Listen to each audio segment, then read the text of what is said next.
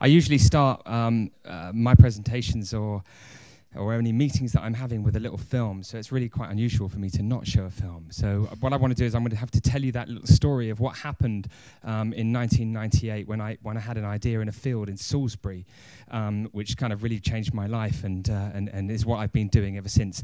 I left school quite young. I was dyslexic, or was told I was dyslexic. I was totally bottom of the class. That I knew. I had a tough time in trying to work out what was going on, and I became an actor. It was something that didn't need any qualifications. It was a bit of luck, and I acted until I was 25. I was with the Royal Shakespeare Company doing all kinds of different things. In fact, it was only when I joined there that I'd actually read something properly, for the first time. And then after years of kind of being involved in the industry, I realized that I wanted to be a bit more have a bit more control of what was going on. I was starting to kind of question the kind of content and what difference it made. And I was kind of thinking about, should I have children? Is that the right thing to do? Is humankind fundamentally evil? I was kind of getting a bit, I was getting more and more confused and frightened by everything that was going on around me. And I really kind of felt like I wanted to do something about it. And it was kind of I read this book by Frank Barnaby, a very simple book, kind of almost like a picture book. And he said in there that media had a responsibility, that we needed to be constructive and we needed to be careful with our outputs because they could have, a big effect on what was going on in the world. And it was really interesting when I read that we had to be really constructive and careful with what we were pumping out because of the effect that it had on people. And it fascinated me, that sentence. And it was that point that I thought I'd become a filmmaker myself. And I made a series of films that I thought were great pieces of art. My dad would say that, that's okay that you think they're great pieces of art, but they're not making any money and you've got to sort this out because you can't continue doing things that nobody buys. But I was loving it, and I was serving an apprenticeship for something that I felt was meaningful and important. And can you take off the, I can't see the timing there. There's a little thingy. There's a clock here that's counting down, and there's a cover over the top of it, which is a bit worrying. So I thought to myself, okay, well I'm going to try and do something. I'm going to try and make a film that kind of makes a difference. Sorry, I just said that I'd made those films that nobody bought. Fine, and then I thought, okay, well I better get it right this time. And it was at that point I was thinking, okay, I've got these questions for myself about what's going on, etc., etc. I know what I'll do. I'll make a film about peace. And then I was really thinking about it. I was thinking about peace. I was thinking about ceasefire. I was thinking about nonviolence.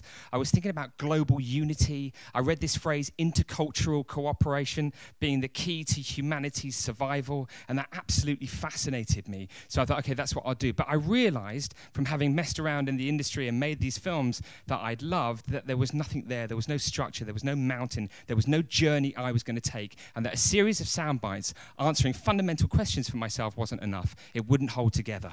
It wouldn't work as a piece of film. And so I needed a starting point. And I was thinking hard about the starting point, which naturally led me to thinking about where is the starting point for peace? Where is the starting point for global unity? When are we going to come together as one? When are the United Nations going to unite us? The charter begins, we the peoples. Well, when are the peoples, going to really kind of come together, as one? And I realized that there wasn't that day. It didn't exist. We didn't have a peace day with a fixed calendar date, a day of ceasefire and nonviolence, a day that asked everybody in the world to stop, whether it was in your home, your community, your school, or in areas of conflict. And I thought, I'll make a documentary about doing that.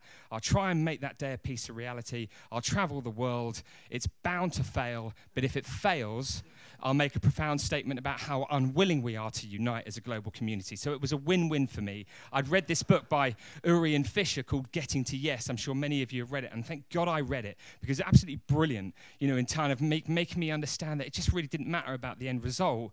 Always what is important was kind of just going for the journey, and that in the journey, and I know this is all cliches now, but I'm learning that, but I know that in the journey was everything. But from a filmmaker's perspective, that was absolutely true. That was perfect. So it was it was really interesting to engage in that. I traveled the world, and people started writing. We were playing guitars. We were doing anything that we could to raise money. I needed to get my first flight to see the political advisor at the UN, Kieran Prendergast. I rang BA. I said, we haven't got any money for the flight. I managed to get through to somebody nice. BA said, okay, we'll give you the flight.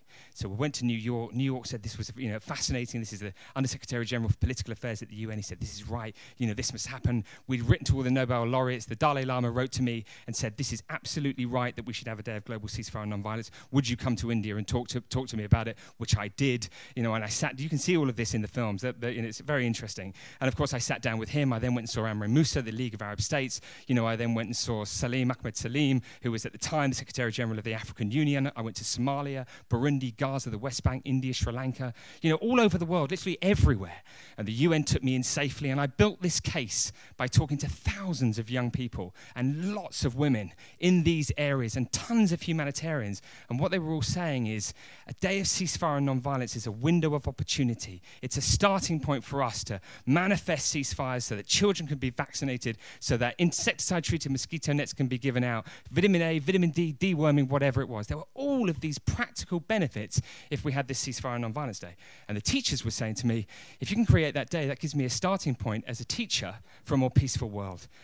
I don't know how to teach peace to a young person, but if I had that day, then I could utilize that as the starting point for their efforts through their poetry, their literature, their art, their music. There were all of these benefits, and it just kept on going until eventually, and of course, when it was a long journey and it was tough, but eventually the British government and the Costa Rican government said, that is a good idea, and we will put it forward to the United Nations General Assembly. And in 2001, it was unanimously adopted by every state in the world, every member state of the United Nations, and the world now has this day of peace called the 21st of September. But after it was created, I could hear the sort of cynics kind of saying, yeah, it's a really nice idea, but it's just symbolic. It's never really going to make any difference. It's kind of meaningless. It's just a nice thing. And that was like really, really sad in a way, actually. That was kind of disturbing, that I had learned that this day could have a real impact for people who were really desperate and in a terrible, terrible way, a shocking way that I saw and witnessed. And that actually, even when it had been created and unanimously adopted, people were like, I ain't going to do anything. Doesn't mean anything. So in this kind of sense of not believing in peace and that the possibility of peace. And so I decided I would continue and make another film. And I did continue, and I said we would try to make it work in the one place that everybody said it was completely impossible, which was Afghanistan, and that we would try and talk to the one person that said you couldn't talk to, which was the Taliban. And after years of work and after knocking on doors and working with courageous men and women from the United Nations, we found ourselves in Afghanistan. My good friend now, Jude Law, because I knew that I needed some real muscle, some weight behind it, not literally muscle, although he has got, of course, wonderful muscles. But I mean, I needed that kind of impact because, of course, me just telling you the story wasn't going to mean anything. No press were interested in me telling the story. I've learned that, and we worked out our corporate thing as well, which we'll get to in a second. But Jude decided to come with me, and after years of work, and a lot of conversations with all parties in that area, including women and children and civil society, the 21st of September came round, and the 21st of September came round, and the head of the Mujahideen wrote to WHO, said, okay, we will not kill or kidnap anybody on that day, and as a consequence of that, everybody said we'll observe the cessation of hostilities, including NATO, ISAF, all the coalitions, and that allowed 10,000 vaccinators to go into these areas that you could not go to, and 1.4 million children were vaccinated against polio on that day. And it was a remarkable thing, and it just showed...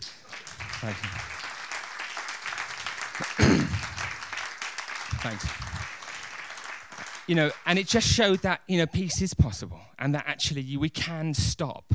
And that sort of gets me on to, where I am now in terms of this journey right now, which is that we're just trying to and there are many other examples in the homes, and I've got 3 minutes and 11 seconds, so I can't tell you those other examples, but you get it. And in a way, we don't really need to talk about them. But what we do need to do is institutionalize this day. We need to make sure every human being on the planet knows about it and make it self-sustaining. We need to make that day self-sustaining. And we believe that we can tell 3 billion people by 2012. And there's a whole series of things that we do. And this is all the film. I'm not doing the pitch now. I'm sort of telling you the film, really. Because what we do is we will use and work very hard to use digital technology. We'll globally communicate. We've got education, education resources being used in 156 countries at the moment. Life-saving initiatives, of which there were so many of them to mention this year. We do big musical celebrations. We've just done a wonderful one in Paris. We'll be doing the O2 Arena on Peace Day next year, and some incredible things in 2012 with a partnership that's obvious but it's difficult to talk about with the and involving the Olympics. We'll have another film coming out in 2012, and we do a lot of football matches in every single country of the world, supported by Puma and others. And all of those things inspire individual action. So that's what our film's about. You know, I've had wonderful conversations on film with people like Doug Rivers, you know, leading statisticians, to try and work out how do you institutionalize, at what point does it happen, why does it happen, et cetera, fascinating stuff. Anyway, this is what we're unfolding at the moment, you know, and then of course you've got to survive, and we were having a terrible time, but that's a whole nother story. But it did lead me to the president of Coca-Cola, Neville Isdell, and I sat down with him and I told him this story, and I said, listen, mate, we are going down. It is hard. It's really hard to survive. We don't want to rattle a bucket. There's a better opportunity out there with the corporate sector. They're the closest thing that I think we've got of really holding humanity together. Their power, their influence, their finances, their workforce, you know, is just awesome, and it's where I want to be. Those are the rooms I want to be in. And I could hear some people saying they're not the right rooms. So I went and saw Ray Anderson, and you all know who he is, and he said to me, you've got to be in that room. That's the only room to be in. And from there, you know, great things can occur. And of course, he coined the phrase, you know, doing well by doing good. So the corporate sector has absolutely been how we've survived, how we exist, and how we do the work that we do. You know, sending that message of peace out on every single can in the UK, which many of you saw. I see people here from Innocent Drinks. You buy an Innocent bottle right now, it's got Peace One Day all over it. The corporate sector for us is a wonderful partnership, as well as working with great actors, as well as working with government and NGOs. This is the future.